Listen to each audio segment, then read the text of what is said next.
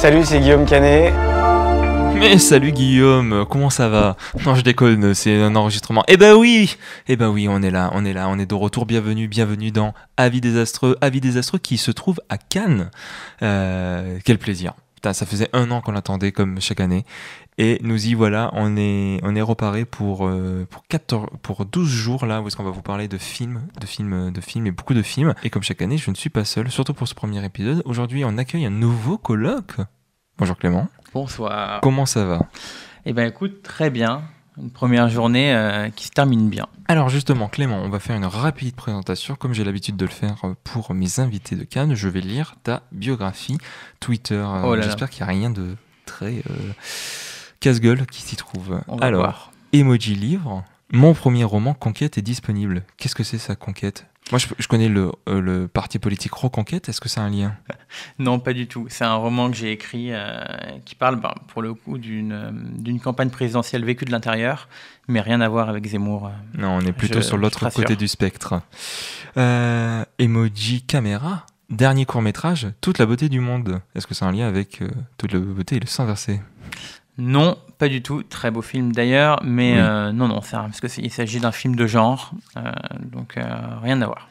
Et enfin, emoji main qui écrit. J'ai écrit des critiques ciné pour Le Vent se lève Média. Qu'est-ce que c'est ça? Alors, Le Vent se lève, c'est un média en ligne d'analyse d'opinion indépendant qui est beaucoup centré sur les questions économiques, géopolitiques, mais qui a aussi une rubrique culture. Et je m'occupe de la couverture du festival pour ce média. Donc tu t'occupes, les liens seront en description si vous voulez vous intéresser un peu plus. Donc Clément, tu es donc écrivain, réalisateur et critique, et ça fait vraiment plaisir de t'accueillir. Aujourd'hui, donc, nous allons parler de 2 films. J'oubliais, il y a une 3e personne autour de cette table, et c'est Louane. Alors, bonjour Louane, est-ce que tu peux nous rappeler juste à quel jour nous en sommes de ce festival? C'est le jour 1. Merci Louane, on se retrouve au prochain festival pour exactement les mêmes vannes, et bienvenue à celles et ceux qui nous découvrent. Ça va être à peu près ça durant tout le festival. Aujourd'hui, on va vous parler de films. Tout d'abord, on va commencer par Cannes Classique qui a fait son ouverture. Alors, son ouverture officielle, ça sera demain avec Guigui, mais on va dire que c'est l'ouverture avec La ruée vers l'or de Chaplin, sorti en 1925. Et on va également vous parler de Partir un jour, long métrage d'Amélie Bonin, dont nous venons de sortir et que vous avez probablement peut-être déjà vu. Alors, on va commencer tout d'abord très rapidement avec La ruée vers l'or de Chaplin.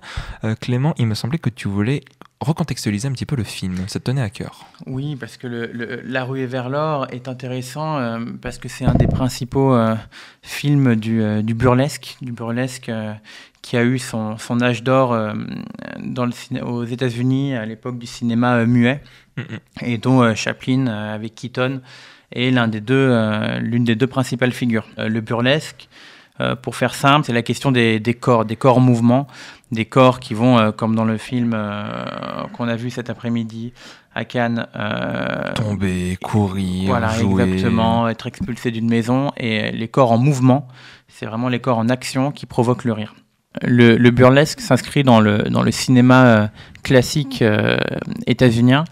Et c'est une histoire assez particulière parce que le cinéma classique états-unien, il est né dans un pays qui n'avait pas d'histoire, un pays récent, contrairement aux pays européens, et qui cherchait encore au début du XXe siècle à s'inventer. C'est-à-dire qu'il fallait faire des films où tout était compris à l'intérieur, c'est-à-dire où il n'y avait pas besoin de connaissances pour aborder un film, ça ne nécessitait pas forcément de réflexion préalable. C'est être youtubeur ciné, ça? Oui. Non, allez, mais l'objectif du cinéma aux États-Unis était de donner à voir ce que serait le rêve américain à toute une population qui, au quotidien, butait contre la réalité, le réel et le fait que ce rêve américain ne se réalisait pas. Donc tout est compris dedans. C'est un cinéma d'action, c'est un cinéma qui, contrairement au vieux continent, n'est pas un cinéma d'avant-garde. Et donc on retrouve dans ce film, et c'est pour ça que c'est intéressant, tous ces éléments-là, à la fois sur les thèmes, la conquête d'un pays encore inexploré, la cupidité, l'avidité des hommes, Et aussi sur la forme, les gros plans sur les vedettes qui ont eu notamment avec Hollywood une part aussi, une importance aussi capitale que les films eux-mêmes. C'était souvent les vedettes qui faisaient les films. Donc là, sur Georgia Hall et Chaplin, donc des plans resserrés, un montage, il y a quelques effets de montage, mais plutôt invisibles, et une narration linéaire. Donc on retrouve tous ces éléments du cinéma classique, mais qui sont très bien exécutés. C'est la raison pour laquelle ce film, je pense, est important et est intéressant.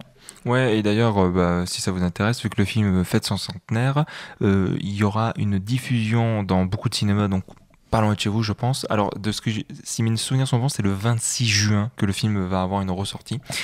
Pour ma part, Chaplin, c'est pas le cinéaste, tu vois, tu parlais du burlesque, c'est pas le cinéaste de cette époque-là qui me parle particulièrement. Je sais plus si je l'ai déjà dit autour de ce micro, mais j'ai beaucoup de mal avec les temps modernes, notamment avec le personnage de Charlot, qui pour moi, en fait, est trop, entre guillemets, bête par instant pour que je croie au gag. En fait, pour moi, je ne vois que l'écriture du gag plutôt que croire au gag. Et donc, du coup, ça me sort continuellement du film. Là, donc, j'y allais avec un peu de recul parce que j'aime beaucoup Le Dictateur. Mais voilà, c'est vrai que dans la partie muet de Chaplin, j'ai un peu plus de mal. Notamment parce que Chaplin joue non seulement avec le corps, il y a le burlesque, le slapstick, mais il joue aussi beaucoup avec le comique de situation. On comprend pas trop, des fois il y a peut-être des petits quiproquos, choses qu'on retrouve ici, et bon, c'est ce genre de scène où ça me parle pas particulièrement. Mais par contre, dès qu'il joue avec son corps, dès qu'il joue avec le slapstick, qu'il joue avec l'espace, avec le décor, il y a énormément de jeux de décor. Il y a une cabane qui est très importante dans le film, que ce soit le moment où ils ouvrent une porte, il y a trop de vent et du coup il est obligé de courir. C'est hilarant, ou le moment où la cabane est vraiment sur le point de se casser la gueule et du coup eux ils essayent à chaque fois de remonter comme une montagne. C'est extrêmement drôle. Et là où le film a surpris, c'est qu'en dehors de tout l'aspect comique qu'on peut retrouver, forcément, il y a cet aspect donc du coup politique sur la question de la cupidité, de l'avidité, et aussi c'est un film qui est triste par instant. Le personnage, là où est-ce que ça me surprend, c'est que le personnage de Charlot est moqué, est pointé du doigt, et on profite de lui, on joue de lui, et donc bon après ça crée une empathie directe qui fait que quand il réussit, c'est d'autant plus fort pour le spectateur.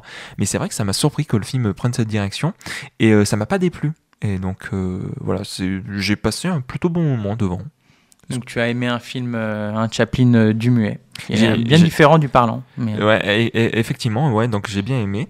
Ce que je pourrais vous dire, c'est que la restauration est vraiment superbe. La partie musicale qui l'accompagne également. Donc voilà, vous pourrez retrouver ça le 26 juin dans vos marchands de journaux, dans vos plus belles salles de cinéma. Mais si vous nous écoutez, c'est pas pour parler du Chaplin, ça c'est un truc de vieux, vous voulez du jeune, vous voulez de la musique, vous voulez du dansant, et ben nous allons vous parler de Partir un jour d'Amélie Bonin, film d'ouverture, film qui sort en parallèle dans vos plus belles salles de France. Partir un jour, ça nous raconte l'histoire de Cécile, a.k.a. Juliette Armanet, qui est une grande gagnante de Top Chef, sauf que quand son père fait un infarctus, elle va venir prêter coup de main à ses parents pour essayer de lui dire bon papa, faut que tu lâches le restaurant. Sauf que là-bas, elle croise Bastien Bouillon et vu que c'est pas un film de science-fiction, oui, forcément, il se peut qu'elle soit encore amoureuse de lui parce que il y a une histoire entre deux. Qu'est-ce qui va se passer durant ce séjour? On ne sait pas. Je vais commencer tout d'abord en disant que peut-être vous le savez déjà, c'est tiré d'un court-métrage qui a 4 ans désormais, je crois. Il est sorti en 2021 ou 2022. Bon, il est sorti il y a quelques années. Et ce qui est très agréable, c'est que c'est une adaptation en long qui ne reprend pas tous les codes du premier court-métrage, là où certains fonctionnaient très bien en court et moins bien en long. Je pense de Acide de Juste Philippot. Ici, ça méritait d'être étiré en long. Et là où ça m'a surpris, c'est que, bon, outre le fait qu'elle va inverser les rôles, c'est-à-dire que c'est Bastien Bouillon qui revient du coup là où il était, et Juliette Armanet qui était restée sur place, là, la réalisatrice va s'intéresser un peu plus aux parents. Elle va essayer de beaucoup plus développer leur relation, ce qui les liait par rapport à ça. Tu me parlais de la question de la transmission. C'est vrai que là où la potentielle histoire, alors pas vraiment d'amour, mais d'ambiguïté qu'il y avait entre les deux, de ce moment de qu'est-ce que tu laisses quand tu pars, qui était assez central du premier court-métrage. Ici, dans le long, ce qui est central, c'est en fait comment les gens vivent après ton départ, comment il continue de s'adapter, quelles traces tu laisses et quand tu les retrouves, qu'est-ce que ça raconte. Donc ouais, ça c'est un truc que j'ai vraiment bien aimé. Il y a 2-3 trucs sur lesquels je vais revenir, mais je te donne la parole. Toi, t'es mitigé un petit peu sur le... Oui, je suis mitigé. Alors, il m'a pas déplu, hein, mais contrairement à d'autres critiques que j'ai pu lire à la sortie de séance, moi, il m'a pas déplu, mais je reste un peu mitigé. Premièrement, parce que la question du départ, notamment des transfuges de classe, donc ceux qui viennent d'une classe souvent populaire et qui deviennent souvent dans les films des prodiges. Je pense il y en a beaucoup. Là, il y a eu Partir un jour, il y a eu l'année dernière Enfant phare, etc. Enfant phare, c'est totalement différent, mais il y a toujours cette histoire de transfuge de classe qui revient dans son milieu et qui voit la différence qui le sépare désormais du milieu duquel il vient. J'ai toujours du mal avec ça quand c'est pas étayé sociologiquement, quand il y a moins de contenu, puisque j'ai l'impression que c'est à la mode, et deuxièmement, c'est un peu facile, on force un peu le trait, on force un peu la différence pour se placer du bon côté de l'histoire, pour gagner sa place au paradis, pour se dire, tiens, je suis de gauche. Ça c'est mal, hein. Non, mais je suis de gauche, donc je viens de ce milieu, regardez d'où je viens, je suis avec vous, mais je vous rassure, tous ceux avec qui je vis maintenant, je n'appartiens plus à ce monde-là. Donc c'est une sorte de fausse bonne conscience morale qui moi me gêne et j'ai envie de répondre choisis ton camp, camarade. Je suis un peu gêné par ça. Après, ce que tu disais, c'est qu'effectivement, ce n'est pas, j'ai l'impression en tout cas que ce n'est pas le cœur du film, que c'est une excuse et que contrairement au cours, qui, étrangement, par rapport à ce que je viens de dire, je trouve fonctionnait un peu mieux aussi, mais et qu'il traitait plus aussi. Qui traitait plus ce sujet. Mais là, le cœur du film, c'est surtout la transmission et la question du désir d'enfant ou de l'absence de désir d'enfant. Et bon, ça va pas chercher bien loin, on reste un peu superficiel, mais il se trouve que ça marche, ça fonctionne, et on se retrouve avec un film qui est assez bien réalisé, avec une BO soignée, des acteurs, je pense à Juliette Armanet et Dominique Blanc qui fonctionne, qui joue bien, et c'est un film sympathique, mais qui va pas au-delà, qui n'arrive pas à transformer l'essai pour devenir un grand film ou quelque chose d'autre. On reste sur quelque chose d'assez superficiel, mais voilà, ça m'a pas déplu, mais je reste un peu sur ma faim. Je vais rebondir sur ce que tu disais par rapport aux actrices. Oui, effectivement, tu as Dominique Blanc, tu as Juliette Armanet qui était vraiment très pétillante dans le premier film. Et là, ce qui est cool, c'est qu'elle garde cette personnalité un petit peu de quelqu'un de très rentre-dedans, très impulsive, mais dans le bon sens du terme. Moi, ce que je vais adorer, c'est le trio d'acteurs avec Bastien Bouillon, donc ce qui forme ce groupe d'amis qui, j'y crois. Genre, il y a des films sur lesquels on me dit eux, ça fait 20 ans qu'ils se connaissent, ils sont potes depuis 2 jours. Je n'y crois pas. Là, cette bande d'amis, j'y crois. Et il y a des rires qui sont des petites vannes qui se font entre eux, ils se charrient, forcément, c'est une bande d'amis, qui m'ont fait rire parce qu'en fait, je suis tellement ancré avec eux que j'apprécie le moment que je passe avec eux. Et ça, je trouve que c'est des très bons points du film et donc de Amélie Bonin. Je trouve que c'est une super directrice d'actrice, je veux dire. Elle arrive très bien à capter, même François Rollin, qui est très drôle, qu'il était déjà très drôle dans le premier cours, arrive à être touchant. La chanson de Nogaro qui se met à chanter, il est très touchant dessus. Et même celle de Dalida, qui va chanter plus tard, je trouve que François Rollin a complètement capté ce qu'il veut raconter, enfin ce que Bonin veut raconter, et ça fonctionne de fou. Oui, c'est d'ailleurs là que tu as les moments qui sont le plus source d'émotion du film, qui fonctionnent, je trouve, le mieux. Mais je suis moins ravi que toi du trio d'acteurs. J'ai l'impression quand même que le trait est un peu forcé. C'est l'impression que j'ai eue et qu'on a toujours ce regard un peu de surplomb sur eux, qui sont un peu caricaturaux par moments, notamment quand ils sont dans leur cabane. Bon, j'ai l'impression que c'est fait, c'est fait par des gens qui n'appartiennent pas ce milieu et qui le caricature un peu. C'est un peu. Je peux comprendre. Il y a un truc en particulier quand ils font le jeu des imitations et qu'il y a un personnage qui fait entre guillemets l'imitation de trop. Je sens trop que c'est les scénaristes qui sont en mode bon, comment on arrive à mener ce sujet sur la table. Bon, vas-y, on fait ça. Il dit oh non mais non, on lui dit pas. Bah si, je vais lui dire. En fait, tu sais qu'il était amoureux de toi. C'est comme ça qu'il lance. Alors que je trouve qu'elle avait beaucoup mieux amené dans le court métrage que en fait. Il y avait quelque chose entre les deux, une histoire d'amour, on ne sait pas précisément. Là, c'est vrai que ça amène avec de gros sabots. On va aborder juste un dernier point. Peut-être vous le savez en ayant vu la bande-annonce, c'est effectivement une comédie musicale. Là où dans le court-métrage, on avait quelque chose de un peu plus... On connaît la chanson, donc le chanter-parler, parler un petit peu avec la voix cassée. Bastien Bouillon était très mauvais en chant, mais ça fonctionnait par rapport à l'aspect du film. Ici, ça m'a surpris. Déjà, c'est beaucoup plus instrumental. Alors ça fonctionne. C'est vrai. Il y a un moment où ça sert pour créer une rupture de ton sur une vanne qui fonctionne très très bien. Mais aussi, ça me paraît plus chanté. Et je suis assez surpris. Je dis pas que c'est mauvais parce que du coup, elle épouse un peu plus les codes de la comédie musicale entre guillemets classique. C'est-à-dire que là, c'est juste des chansons connues, mais ça reste une comédie musicale. Là où le court prenait un peu plus sa distance.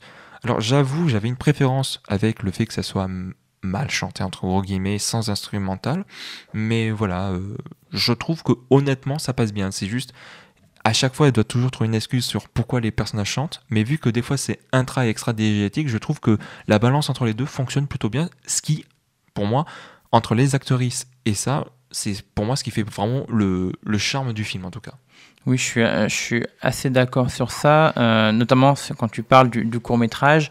Je trouvais que le chanter-parler, plutôt côté parler, fonctionnait un petit peu mieux. Il y a quand même eu des moments dans le long où il y a une petite gêne, des moments un peu cringe qui arrivent au début et il faut que ça se mette en place au début de chaque chanson. Donc, voilà, pour moi, je suis moins convaincu sur le fait que ça fonctionne totalement, mais ça m'a pas non plus.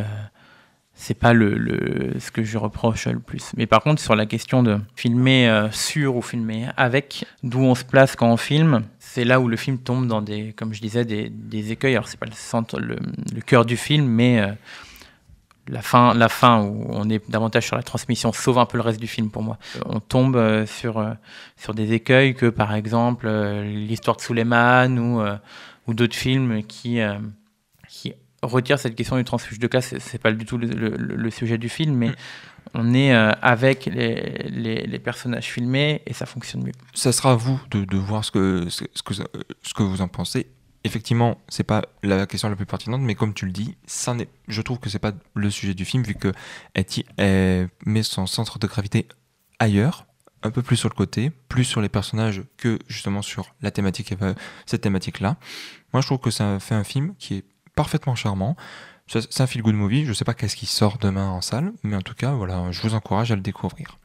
Nous allons nous laisser ici. On se retrouve demain, on se retrouve pour Enzo de Kanté Capilio, très hâte de ça.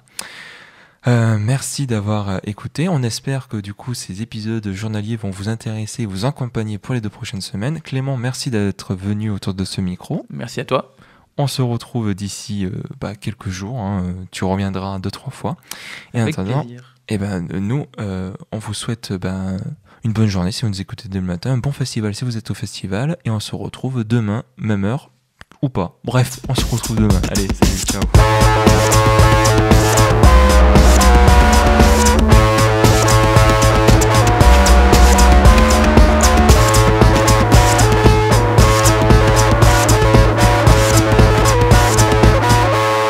Oh, monde de merde. Ouais, moi aussi j'ai bien envie de le dire, monde de merde.